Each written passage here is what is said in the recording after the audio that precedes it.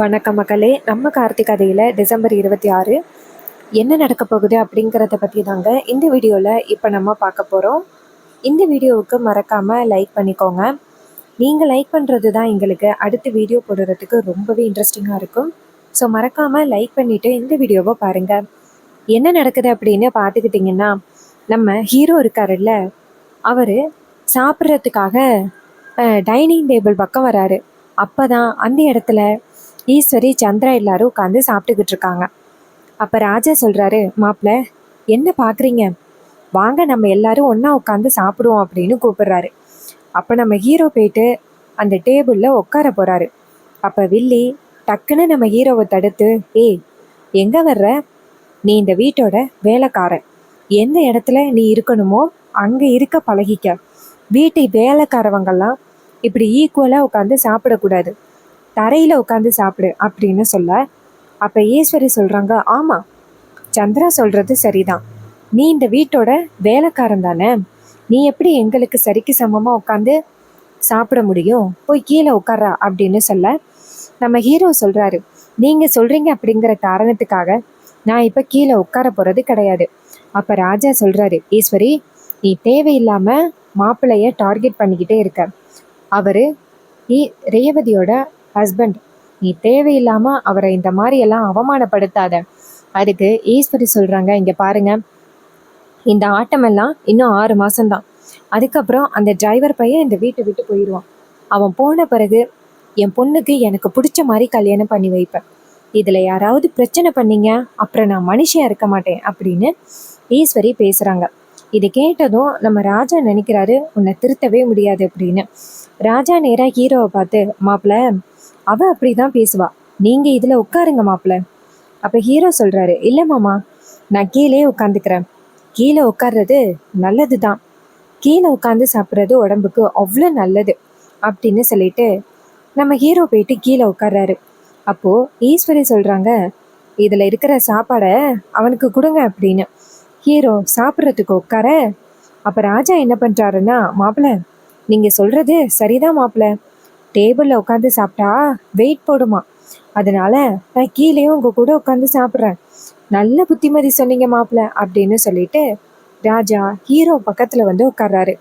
அப்போ வில்லி சொல்கிறாங்க, பாத்தியாக்கா உன் புருஷனை அவர் மாப்பிள்ளைக்கு சப்போர்ட் பண்ணணும் அப்படிங்கிறதுக்காக எப்படி நைஸாக போய் உட்கார்றாரு பத்தியா. இதை கேட்டதும் ஈஸ்வரி சொல்கிறாங்க, ஆமாண்டி நானும் பார்த்துக்கிட்டு தான் இருக்கேன், இவர் கொஞ்சம் கூட திருந்தவே மாட்டார் அப்படின்னு. அதுக்கு அப்புறம் மயில என்ன பண்ணிட்டாருன்னா, இங்க பாருங்க மாமா, நீங்க கீழே உட்காந்து சாப்பிட்றீங்க, உங்களுக்கு நான் மரியாதை கொடுக்கணும், நான் டேபிள்ல உட்காரக்கூடாது, உங்க பக்கத்துல வந்து நானும் உட்கார்றேன் அப்படின்னு பக்கத்துல போய் உட்கார்றாங்க. அப்போ வில்லி சொல்றாங்க, பாத்தியாக்கா எப்படியெல்லாம் திட்டம் போடுறாங்க அப்படின்னு. அதுக்கப்புறம் ரோகு சொல்றாங்க, என்னங்க நீங்க என்னோட புருஷன், நீங்களே கீழே உட்காந்து சாப்பிடும் பொழுது நான் மேல உட்காந்து சாப்பிடுறது ரொம்ப தப்பு, நான் உங்க கூடயே உட்காந்து சாப்பிட்றேன் அப்படின்னு அவங்க பக்கத்துல வந்து உட்கார்றாங்க. வில்லி சொல்றாங்க, பாத்தியாக்கா எல்லாரும் பிளான் பண்ணி எப்படி போய் அவங்க கூட உட்கார்றது அப்படின்னு. ஹீரோயின் எந்திரிக்கிறாங்க. ஈஸ்வரி கேக்குறாங்க, ஏய் இப்ப நீ எங்கடி போற. ஹீரோயின் சொல்றாங்க, என் ஹஸ்பண்டே கீழே உட்காந்து சாப்பிட்றாரு, அவரு கீழே உட்காந்து சாப்பிட்றப்போ நான் இப்படி மேல உட்காந்து இருக்கிறது நாகரிகம் கிடையாது, நான் போய் அவர் கூடயே உட்காந்து சாப்பிட்றேன் அப்படின்னு ஹீரோயின் நேரா ஹீரோ பக்கத்துல உட்கார்றாங்க. இத பார்த்துட்டு ஈஸ்வரி செம்ம டென்ஷன் ஆகி சாப்பிடாம அந்த இடத்துல இருந்து கிளம்புறாங்க. வில்லி சொல்றாங்க, பாத்தியாக்கா இந்த குடும்பமே உனக்கு எதிரா இருக்கு, அந்த டிரைவர் பையன் என்னைக்கு இங்க வந்தானோ அன்னையிலேருந்து அவன் செமையா பிளான் பண்ணி நம்ம எல்லாரையுமே ஏமாத்திட்டான், நம்ம தான் இது எதுவுமே தெரியாம இருந்திருக்கோம். ஈஸ்வரி சொல்றாங்க, ஆமாண்டி நீ சொல்றது சரிதான் அப்படின்னு சொல்லிட்டு செம்ம டென்ஷன் ஆகுறாங்க.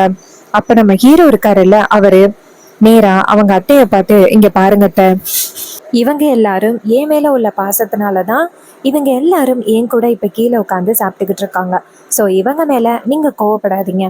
வில்லி சொல்றாங்க, ஏய் என்ன எல்லாரையும் திட்டம் போட்டு ஓம் பக்கம் இழுத்துக்கிட்டு இப்ப நீ நல்லவன் மாதிரி பேசிக்கிட்டு இருக்கியா, இங்க பாருக்கா இவனை நீ என்னைக்குமே நம்பாத.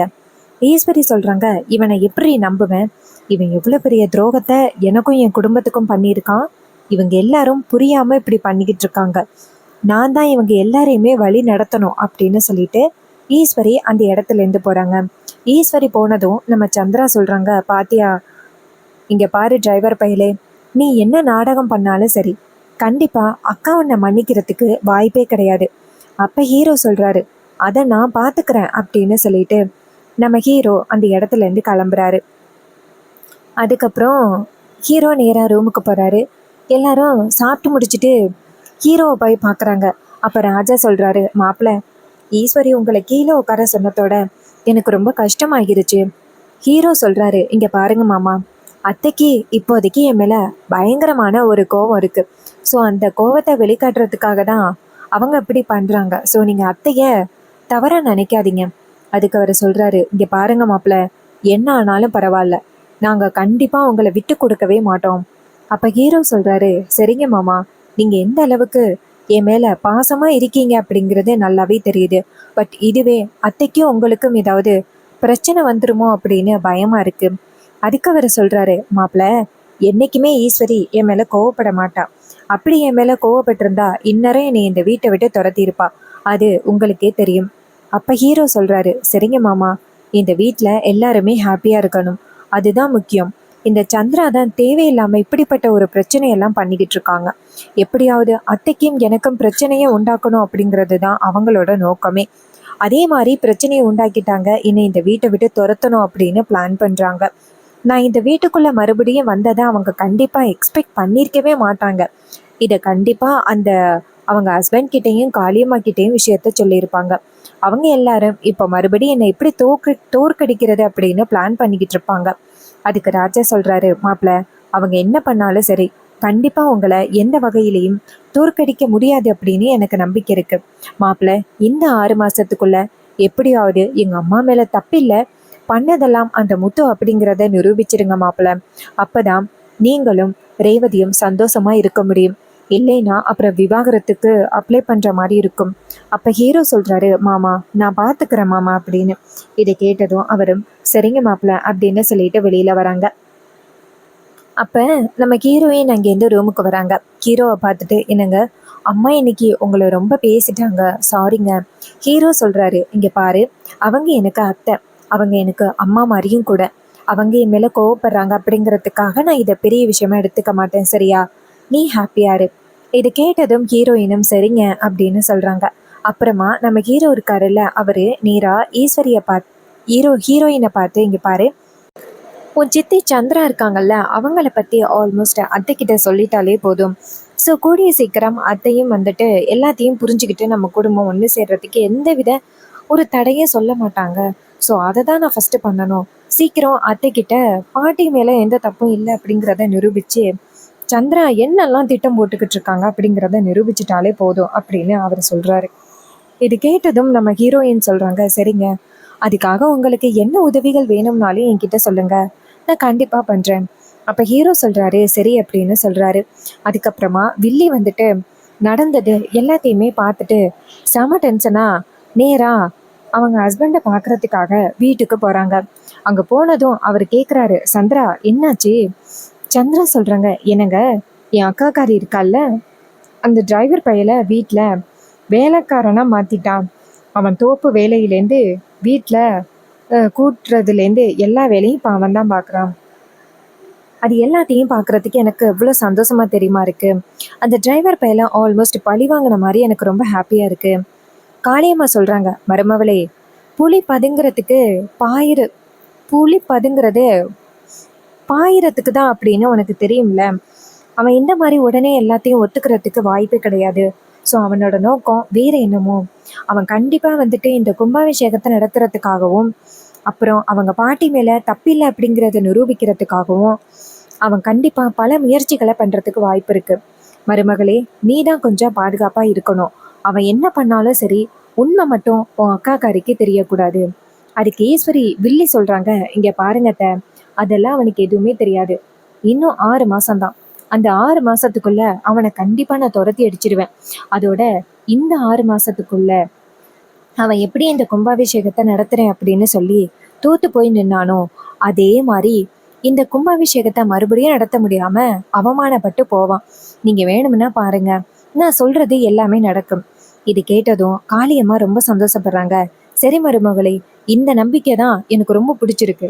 அந்த டிரைவர் பையல விடவே கூடாது அப்படின்னு சொல்லி ரொம்ப ஹாப்பியா பேசிக்கிட்டு இருக்காங்க. அதே நேரம் வில்லி சொல்றாங்க, அதோட அத்தை, இதுக்கப்புறம் உங்களை அடிக்கடி வந்து சந்திக்கிறத நான் குறைச்சிக்கணும். ஏன்னா அந்த டிரைவர் பைய இதை வச்சே என் அக்கா காரிக்கிட்ட சொல்லி பிரச்சனையை உண்டாக்குறதுக்கு வாய்ப்பு இருக்கு. ஒரு துளி அளவு கூட அக்கா காரிக்கிட்ட நான் மாட்டவே கூடாது.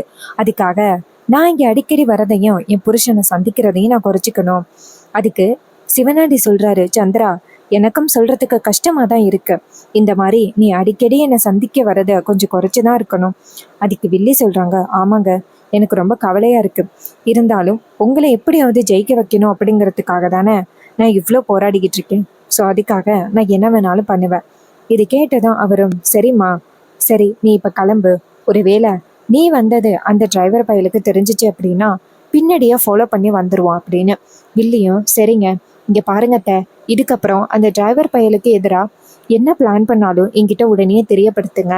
அதுக்கு அவங்க சொல்கிறாங்க, சரி நாங்கள் பார்த்துக்குறோம் அப்படின்னு சொல்ல, வில்லியும் சரி போயிட்டு வரேன் அப்படின்னு சொல்லிட்டு நேராக வீட்டுக்கு கிளம்புறாங்க.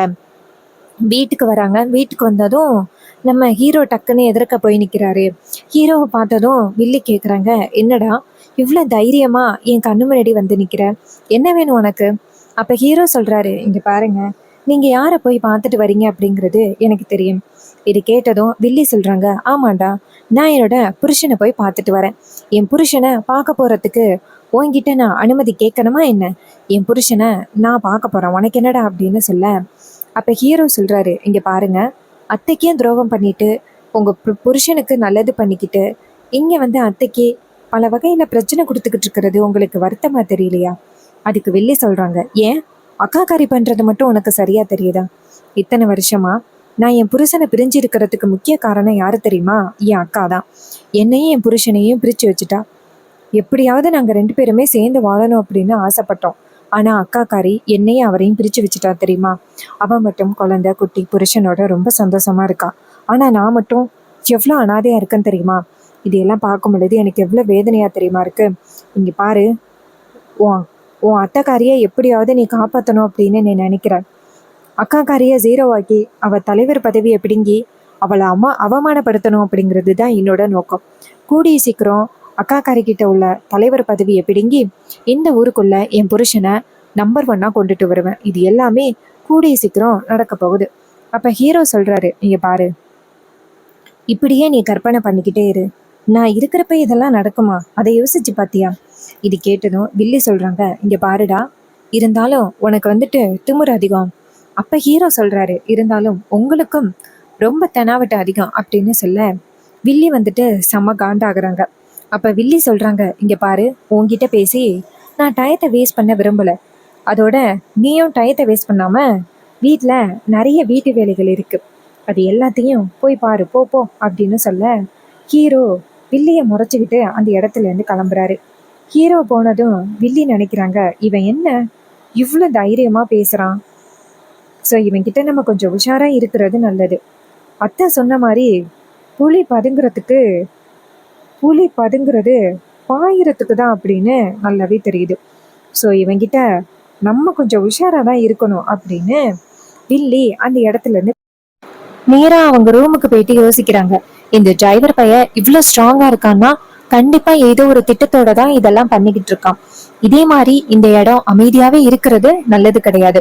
அக்கா காருக்கே இவனுக்கும் அடுத்தடுத்து ஏதாவது ஒரு பிரச்சனையை கொண்டுட்டு வந்து 2 பேருக்கும் சண்டையை மூட்டி விட்டுக்கிட்டே இருக்கணும். அப்பதான் இந்த கோபமும் இந்த ஆத்திரமும் அப்படியே இருக்கும் அக்கா காரிக்கு. ஒருவேளை குறைஞ்சிச்சு அப்படின்னா அவன் கண்டிப்பா அக்கா காரிய மாத்திருவான். அதுக்கப்புறம் என்ன நடந்தாலும் சரி, என்னைக்குமே அக்கா காரிய மாத்தவே முடியாது. அதனால நம்ம தான் ஏதாவது பிளான் பண்ணி அவங்க 2 பேருக்குள்ள மறுபடியும் பிரச்சனைய கொண்டுட்டு வரணும் அப்படின்னு வில்லி நினைக்கிறாங்க அவங்களோட ரூமுக்கு போயிட்டு. ஸோ இந்த கதை உங்களுக்கு பிடிச்சிருந்துச்சுன்னா இந்த வீடியோவுக்கு மறக்காம லைக் பண்ணிக்கோங்க. நீங்க லைக் பண்றது தான் எங்களுக்கு அடுத்த வீடியோ போடுறதுக்கு ரொம்பவே இன்ட்ரெஸ்டிங்கா இருக்கும். ஸோ மறக்காம லைக் பண்ணிட்டு இந்த வீடியோவை பாருங்க. தேங்க்யூ ஃபார் வாட்சிங்.